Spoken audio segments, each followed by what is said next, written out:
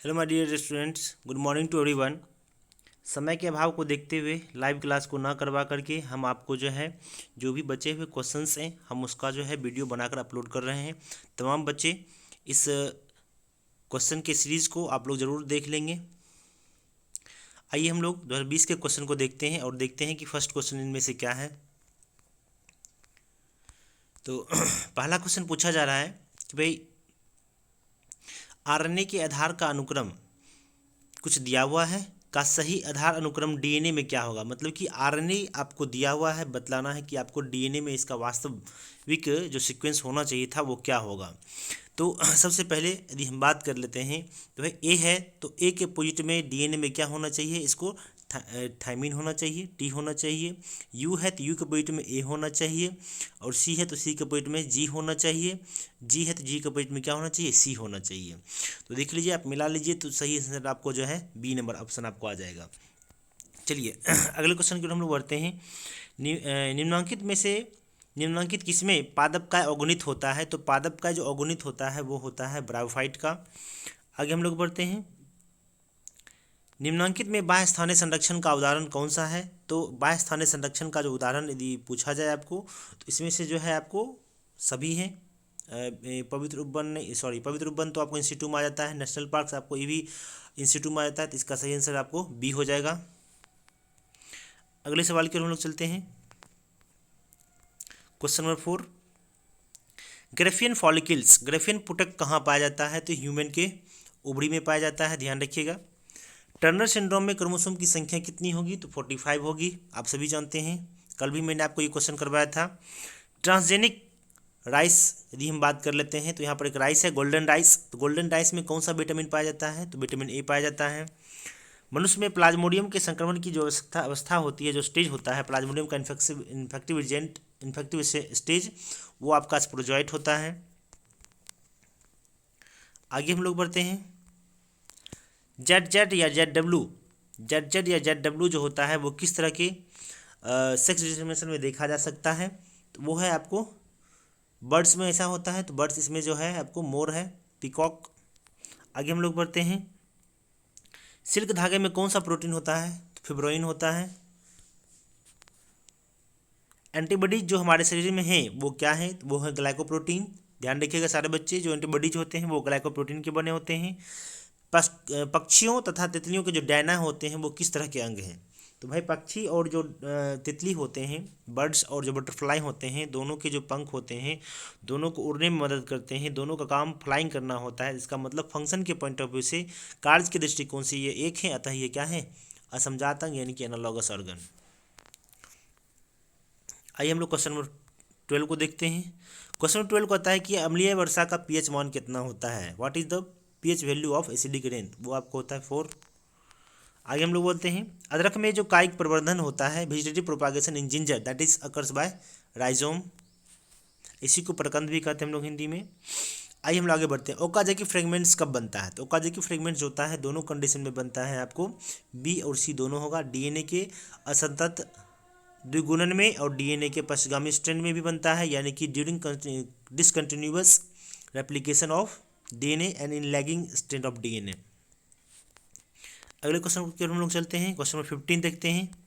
Question 15 कहता है कि निम्नांकित में कौन कैंसर की जो कोशिकाएं हैं। तो इसमें जो कैंसर की जो कोशिकाएं हैं वो है आपका हेला कोशिका। निम्नांकित किसकी आनुवंशिक विविधता भारत में सबसे अधिक है। तो भाई आम की बहुत अधिक है, जो ऑप्शन दिया हुआ उस ऑप्शन के अकॉर्डिंग। रिकम्बिनेंट डीएनए क्या है। तो ये एक तरह से इम्यूनोजेनिक प्रोटीन होता है। क्वेश्चन 18 को देखते हैं हम लोग। GAATTC किसका रिकॉग्निशन साइट है, किस एंजाइम का। तो EcoR1 का है, ध्यान रखिएगा। ह्यूमन में, मानव में जो है एबीओ ब्लड ग्रुप जो है वो क्या दर्शाता है। तो वो आपको मल्टीपल एलील को भी दिखाता है और सहप्रभाविता को भी, यानी कि मल्टीपल एलील एंड कोडोमिनेंस दोनों को दिखाता है। मनुष्य निम्नांकित में से किस ऑर्डर तथा किस कुल का सदस्य है। तो भाई प्राइमेट्स है और ये होमिनिडी कुल का सदस्य है। क्वेश्चन 21, निम्नांकित में प्लाज्मिड कौन है। प्लाज्मिड कौन है, इसमें PBR 322 है, आर्टिफिशियल है। इसका खोज जो है बॉलीवल और रॉड्रिग्यूज नामक साइंटिस्ट द्वारा किया गया था, ध्यान रखिएगा। रेट्रोवायरस निम्नलिखित में से किस बीमारी का रोगजनक है? तो एड्स का, आप सभी बच्चे जानते हैं एड्स का।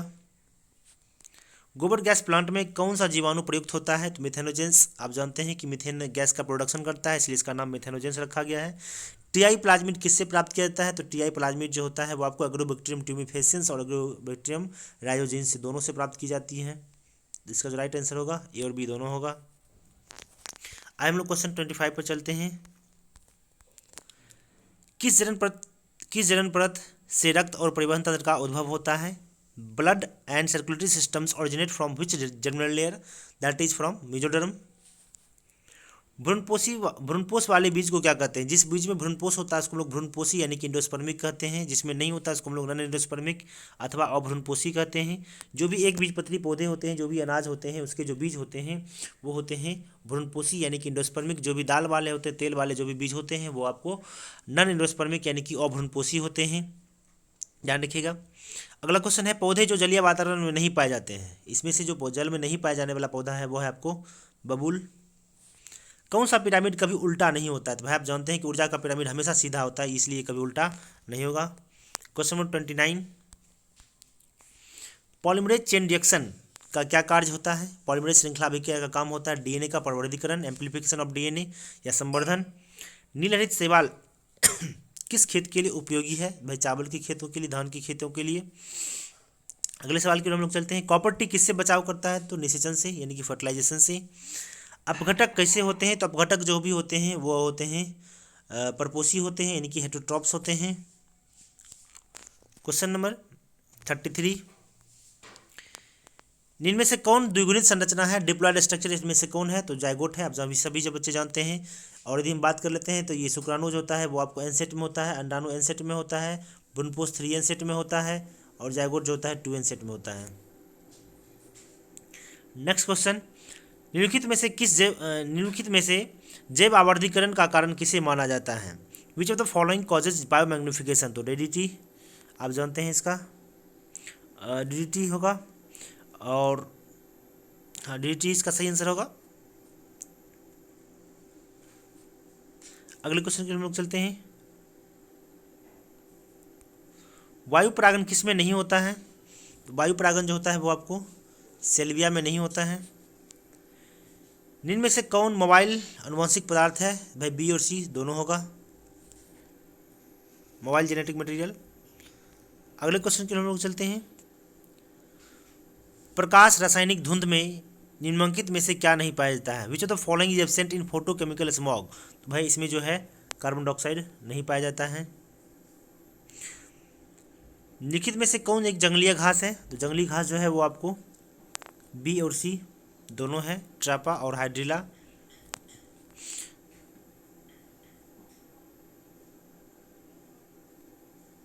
सॉरी बी और सी बोल रहा था यानी कि हाइड्रिला और जलकुंभी है। आगे हम लोग बढ़ते हैं। निम्नलिखित से कौन एक प्रारंभिक कूट है? प्रारंभिक कूट जो है आपको एयूजी है। अगले क्वेश्चन के हम लोग चलते हैं।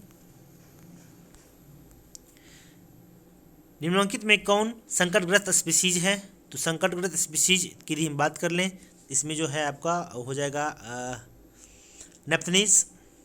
नेप्थनीज जो है वो आपका संकटग्रस्त स्पीसीज है, ध्यान रखिएगा। जल में इकोलाई की अधिकता जो होती है वो किसका सूचक होता है? तो वो होता है वाहित मल जल प्रदूषण का, सीवेज पॉल्यूशन का, ध्यान रखिएगा तमाम बच्चे।